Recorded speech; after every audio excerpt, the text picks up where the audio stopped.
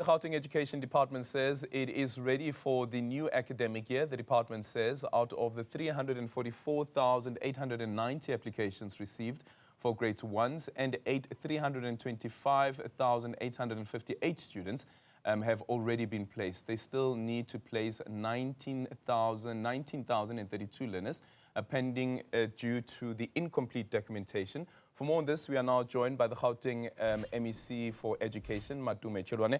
MEC, before we speak about the academic year for 2025, the class of 2024, the Matric class of 2024, the announcement for the overall results being announced later on today, and then the individual results tomorrow. How are you feeling as the MEC for Education this morning? I'm actually feeling quite optimistic and really proud, really. The class of 2024, I do believe they really did their best, and we really need to appreciate that, especially as a department and as well as parents and the community.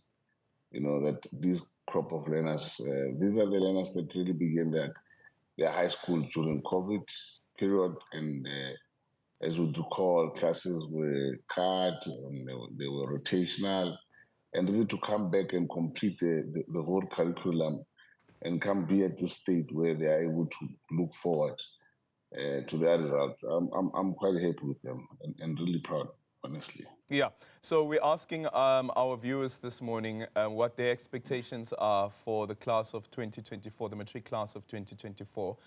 So you can scan the QR code as soon as that QR code is going to show on your screen. And then I want to know from the MEC, from the options that we are listing. Let's just quickly see if we can bring up the poll. There's the poll there. So from this options, MEC, do you think that we could see improved results, a decline in the pass rate? Or are you one of those people that are saying, let's wait and see? I think best is to anticipate an improved set of results. Yeah. Look, learners are working very hard on, and the tools and support that we give them, the only result we can get is improved, because we put a lot of interventions in place to make sure that they actually pull through. And since from the past couple of years, I'm sure you've seen there's been a consistent increase in terms of the results. So we should anticipate the result, really. But the minister knows, the minister and DBE nationally, the ones that have the result. Yeah. But I'm optimistic. You are optimistic. And Gauteng also launching the Gauteng Matric results. Through the Department of E-Government. For some of the parents and learners that are watching this, what's your advice in terms of getting their results? We have through our e-gov, the number that they can punch in, the examination number and the ID. They should be able to get their individual results, or go to their schools, the examination center where they were writing the exams.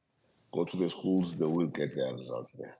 All right. And let's speak about the year, the academic year for 2025, the expectations there as well. And as you know, with the Gauteng, there's always this pressure due to migration that happens at the end of the year or even at the beginning of the year. Where would you say you are in terms of the placements now of the grade 1s as well as the grade 8s that we were speaking about during our introduction?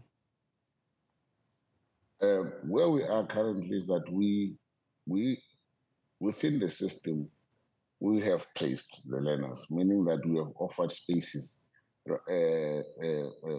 Constitutional obligation is that learners of school-going age have to be in school, and we have a duty to place those kids in school, and that's what we've done. We've really offered those learners spaces. So the only challenge that is there is that some parents don't agree with the set of schools that we would have transferred or placed some of their kids. And that's what the dynamics that we're dealing with. And that is the 325,000 plus that you've spoken about. The 19,000, we can't place them because we don't know who they are. That's why we say incomplete. You can't just, because some parents will just put their name and put the name of the child, and that's it.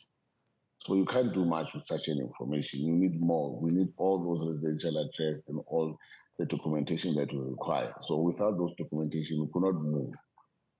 So there's 19,000. But currently we're sitting at around 15, 16,000 who have really completed their late application process. So, and the late application process is quicker because the system will only give you schools that have spaces. It will not give you every single school. So parents really don't have really much choice with the late application. They have to work with what we have currently. And 16,000 or so parents have already taken up the space opportunities. And the number tends to, we're expecting it to increase. It always increases to close to 40,000 by the time late applications close by the end of January. Yeah. And do you know how many spaces or places you still have available in Gauteng for grade 1s as well as grade 8?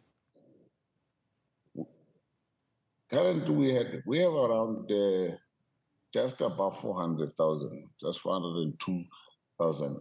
I'll give you the right figure, just that I don't have it in front of me now. But we have close to just about 400,000 spaces available. So but it's not necessarily about spaces, it's about where are the schools. That's the big challenge. We have a lot of schools in the peripheral areas in the province, but because obviously, for example, if you look at places like Merafo, there's a slight decline in terms of population moving because of the mines are closing. So work opportunities are no longer there as much. So they are moving to the center, urban center, which is Johannesburg and other areas where there's a high population density. So they will ultimately move their children. But schools in those areas are still there. And this is where the spaces that you find that we have. But where we need schools, where the population is growing rapidly, this is where we have a big challenge. Yeah.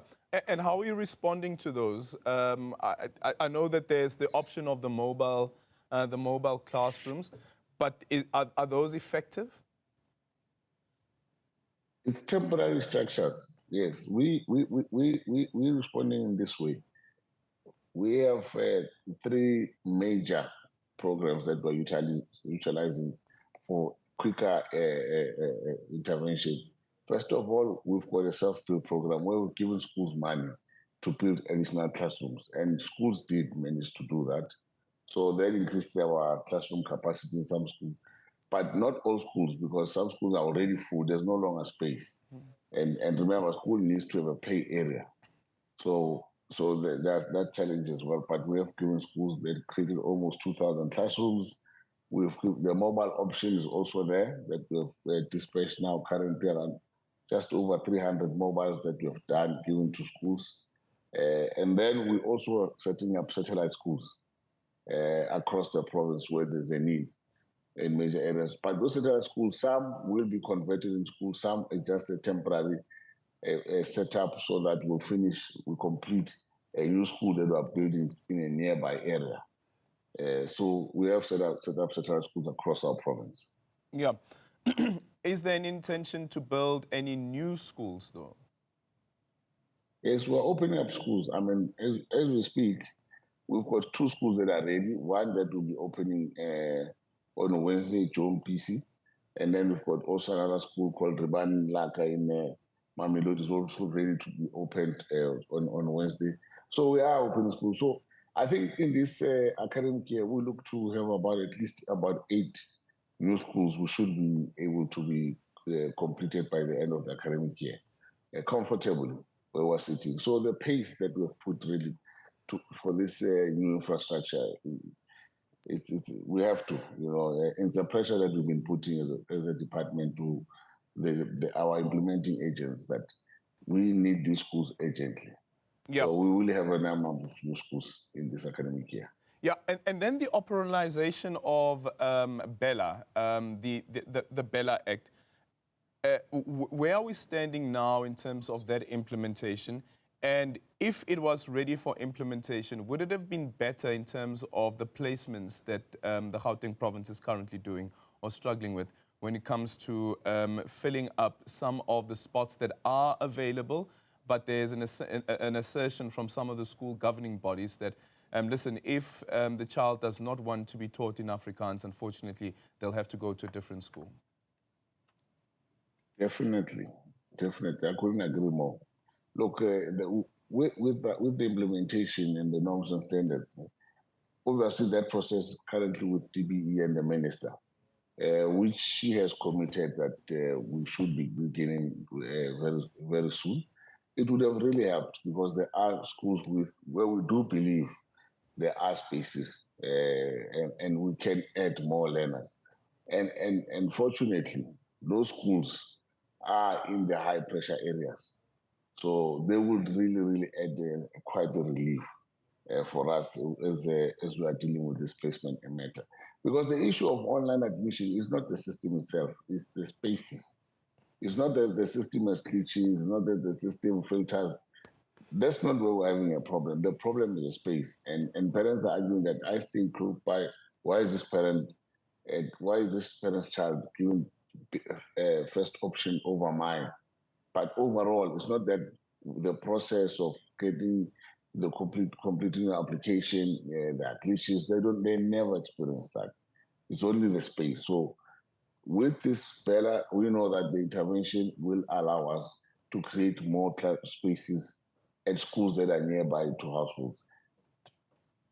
Yeah, and that's an ongoing process, as you said, with the Minister of Basic Education, of course, dealing with the norms and standards. A final one, MEC, is Gauteng exploring the idea of online learning at all to deal with the pressure that is being felt by some of the schools? Maybe, let's say, for students that are going to the secondary school, to say that instead of coming straight to a brick and mortar school, there are some lessons that could be taken by the child while at home, like what we saw during COVID-19.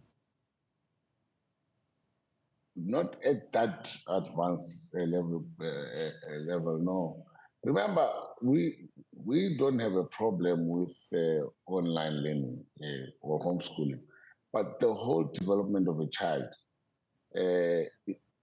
you also need to build the interpersonal, the soft skills, and they can't learn soft skills at home. And that's why the school is there. So we always advise, and I tell this to parents, that a child goes to school for three things. The first thing that the child goes to school for is to meet their friends. And secondly is to learn. And thirdly is to play. So you need to understand that all those three aspects are critical in human development. So, when we utilize this e-learning aspect, we rather use it as an add-on intervention or tutoring, but not take away that aspect of development from a child, which is to relate and work with people. Okay, thank you so much for your time. Matome Chiloane is the MEC for Education in Gauteng, as you just heard. He is optimistic that we could see an increase in the matric pass rate for the class of 2024, but also looking at the academic year for 2025 and some of the pressure that the province